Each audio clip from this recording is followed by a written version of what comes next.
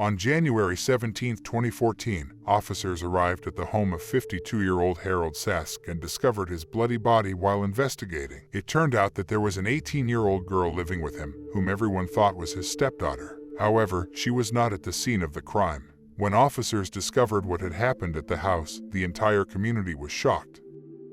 Sarah Gonzalez McLinn was born on July 9, 1994. She grew up in Topeka, the capital city of the state of Kansas in the United States. During the few years of her upbringing, she did not attend school and was homeschooled. Sarah grew up a naive and shy child, but also very kind and considerate. She had a younger brother who was disabled, whom she always looked after, and an older sister with whom she was very close. At that time, when Sarah was just a child, a neighbor began to abuse her, and it caused her severe trauma, which affected her life. She began to have nightmares in which she relived the abuse and woke up in the middle of the night in a panic. The stress and anxiety kept her from living her life in peace. That's when Sarah started running away from home and drinking alcohol. Because of this, her parents decided to take her to a psychologist to help her deal with the trauma, but the situation did not improve. Things were getting worse and worse at home. Around the same time, her parents divorced, and it affected her a lot. According to Sarah, her parents' divorce caused her to feel unloved at home. Over time, she completely lost touch with her father, and her relationship with her mother became increasingly conflicted. Sarah felt out of place at home and sought to leave as soon as possible. At the age of 14, Sarah went to work in a pizza parlor. The owner of the place was a middle-aged man named Harold Saska. At first glance, Harold was a successful and upright man. At that time, he owned 3 pizzerias and was a devout Christian, but his employees had a different version. They said that Harold was a pervert. One of the employees, Terry David, the manager of one of the, told him that Harold had asked him to hire only young attractive girls. Apparently Terry didn't like this, and whenever he hired a girl, he warned her to watch out for her boss. But when Sarah was hired and received this warning from Terry, she was still very naive, and so she thought that the guy was exaggerating. When the girl started working at the pizzeria, Harold started to socialize with her, and over time he gained her trust. He even picked her up from school, drove her to work, bought her things, and asked her to tell him what happened, and even told her to think of him as a father. But he also told her not to say anything to her mother about what was going on. So Sarah obeyed him, and her family never knew about the relationship. Parallel to her relationship with Harold, who she began to see as a father, at the age of 16, Sarah survived another rape, this time by a close friend. According to the girl, she and her friend were vacationing together when he pushed her onto a table. The table broke, the guy piled on top of her, raped her, and even burned her back with a cigarette. Obviously, all of this had an effect on Sarah, who through psychotherapy had already been able to cope with the abuse she suffered as a child. But with the new episode, the ghosts of the past came back into her life. Sarah went back to psychotherapy, and this time she was diagnosed with post-traumatic stress disorder. The situation quickly spiraled out of control, and the stress and depression intensified to the point where the teen tried to end her life. As a result, Sarah was placed in a psychiatric hospital for a period of time. There she received therapy as well as medication for rehabilitation. When Sarah got out of the hospital, she continued to take her medication and see a psychologist. This again started to help and get over everything she had been through. However, the situation at home was very stressful, and Sarah could not stand the atmosphere there. By the time the girl was hospitalized, she was no longer working at Harold's pizza place, but they kept in touch. He would pick her up from school, take her to lunch, and ask her about her life. The 50-year-old man saw an opportunity when Sarah was very vulnerable and decided to take advantage of it. During that period of Sarah's life, Harold suggested several times that she move in with him. He was single, had no children, no commitments, and lived alone. Besides, his business was doing very well, and he told the girl that he could help her financially. Harold even offered to pay for her college tuition. Sarah repeatedly refused. She did not want to move in with Harold, although she really wanted to leave home, because the quarrels with her mother were daily and often very violent. Finally, in 2012, when she graduated from high school and turned 17, Sarah accepted Harold's proposal and moved in with him. At the time, it seemed to her that this was the beginning of a new life, and that with this man she would have everything she needed. And indeed, at first, Harold was like that. He bought Sarah everything she needed, enrolled her in college, gave her food, a roof over her head, and yet demanded nothing in return. He bought her gifts, was very attentive to what she needed as well as what she wanted. But everything changed when Sarah turned 18 years old. At that time, Harold began to make her an indecent proposal. He offered Sarah to have sexual intercourse with him in exchange for everything he had done for her. Obviously, she refused this. All the previous months while she had been living with Harold, they had passed themselves off as stepfather and stepdaughter to prevent misunderstandings and misinterpretations of their relationship. Sarah never thought that the man would ask her to have sexual intercourse with him. According to the girl's mother, she never agreed to her daughter moving in with Harold, but she never listened to her. Several people close to Harold and Sarah said that she even called him daddy, so the fact that he asked her for intimacy really surprised her. When Sarah refused, the man became very angry. He implied that if she did not have sexual intercourse with him, there would be no home or anything else for her. Harold also knew that Sarah had a history of substance abuse problems and that she had started using alcohol and illegal substances at a very young age. The man took advantage of this and offered her many different illegal substances. When Sarah was under the influence of drugs, Harold tried to have sexual intercourse with her and even raped her several times. Each time the girl refused, the man became more angry, aggressive, and violent towards her. Harold then wrote Sarah a list of all the things he had bought her and stated that until she returned all the money to him, she could not leave the house. He manipulated her by threatening to sue her for non-payment if she tried to run away.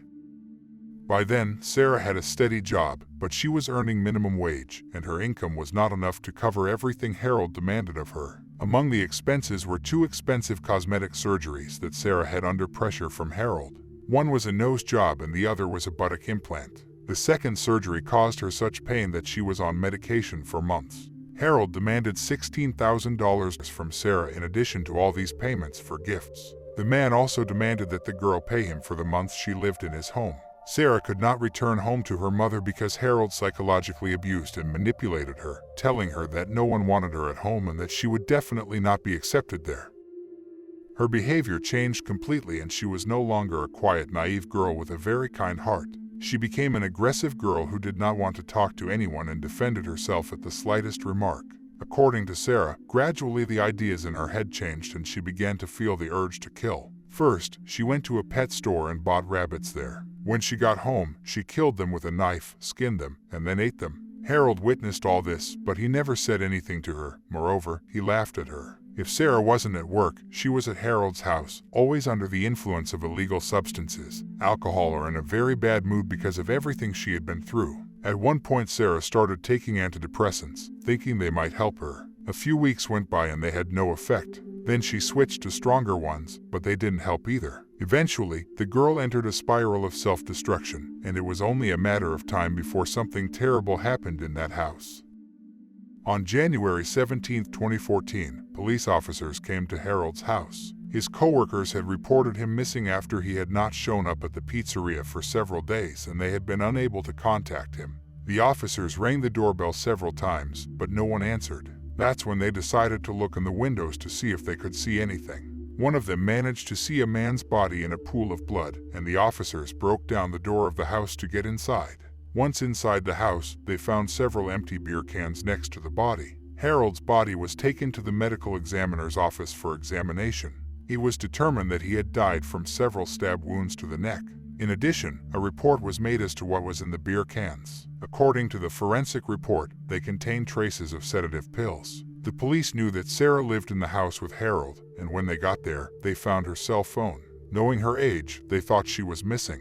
Perhaps someone had taken the girl against her will. The officers later learned that Sarah had called work and said she would be away for a few days due to the death of a relative. They spoke to the girl's family. Her mother said her daughter had been trying to contact her grandmother. The police traced the calls and found that the calls were made from payphones at various convenience stores. By looking at what country these stores were located in, they determined that Sarah was traveling from Kansas to Texas. They also reviewed the surveillance footage at these stores and determined that the caller was indeed Sarah and that she was alone at the time.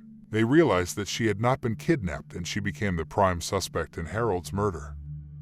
On January 25, 2014, 11 days after the murder, 19-year-old Sarah was found by park rangers sleeping in Harold's car. This happened in Everglades National Park at around 10:30 p.m. When they woke her up to arrest her, they discovered she had a loaded gun. A search of the car turned up another gun, illegal substances, an axe, and 2 knives. At the time of her arrest, Sarah was not taken to Kansas, but was left in Florida where she was questioned by several investigators. The girl offered no resistance and did not try to make up any story. She quickly admitted that she had indeed killed Harold and fled the scene. Sarah said that the man had been bullying her and that she saw that this was the only way to get rid of him.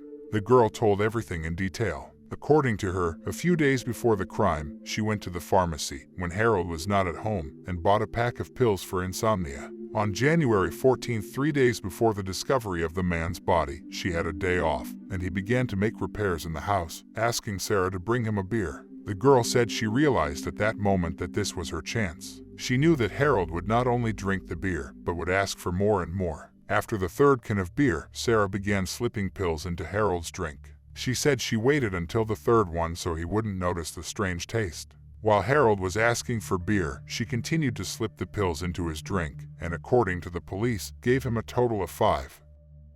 This medicine combined with alcohol caused Harold to lose consciousness. Then Sarah quickly tied his hands and feet together. At some point, she said, Harold woke up for about a minute and mumbled something. Sarah didn't understand him very well, but said she felt very sorry for the man at the time.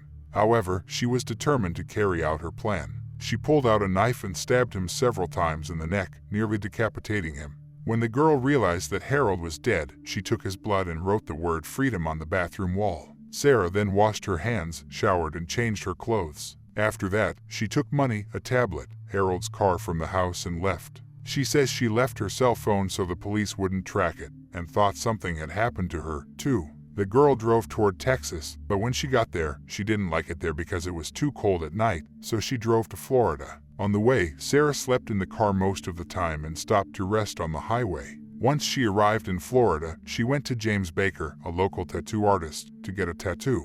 This was not Sarah's first tattoo. She already had the phrase "Only God can judge me" on her shoulder. For her second tattoo, Sarah chose a quote from a book, "Beware of the dark pit at the bottom of our heart. In its icy black depths dwell strange twisted creatures that are best not disturbed."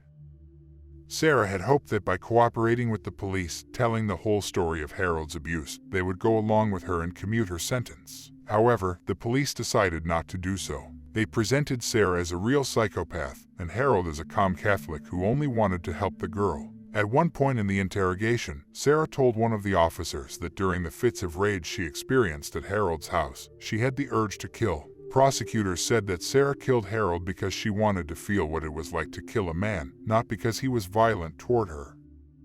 The police also found a message on Sarah's phone in which Harold apologized to her for forcing her to have sexual intercourse with him. However, none of this was shown to the jury in the first trial, and all evidence of Harold's abuse of Sarah was ignored for the sake of bringing the girl to justice. In February 2014, Sarah's trial began. Sarah's lawyer did not want to use all of Harold's abuses against the girl, as the prosecution did not consider them either. He decided to use a different risky strategy and suggested that Sarah try to prove her innocence by reason of mental disorder, on the grounds that she suffers from dissociative identity disorder. According to the defense version, Sarah had formed multiple alter egos to cope with the abuse she was subjected to. However, the defense strategy was unsuccessful, and neither the judge nor the jury believed a word the defense said. The prosecution presented another elaborate story. They fixated on the fact that Sarah killed Harold only to experience what it was like to kill a man. They argued that the sexual relationship, although she was under pressure from Harold, was consensual and not part of the violence. In addition, the prosecution claimed that the banned substances were not brought home by Harold, but were bought by Sarah herself, although there was no actual evidence of this. The only thing the prosecution was able to prove 100% was that Sarah had already planned to kill Harold. When they checked her phone, they found several messages sent to her sister informing her that she had already found a way to get rid of the man for good. Thus, the prosecution argued that the crime was planned and premeditated, which is why they asked for a conviction for first-degree murder to further support this hypothesis. Sarah's browser history was also checked, and it was found that she had spent a month researching the weaknesses of the neck and how to attack a person.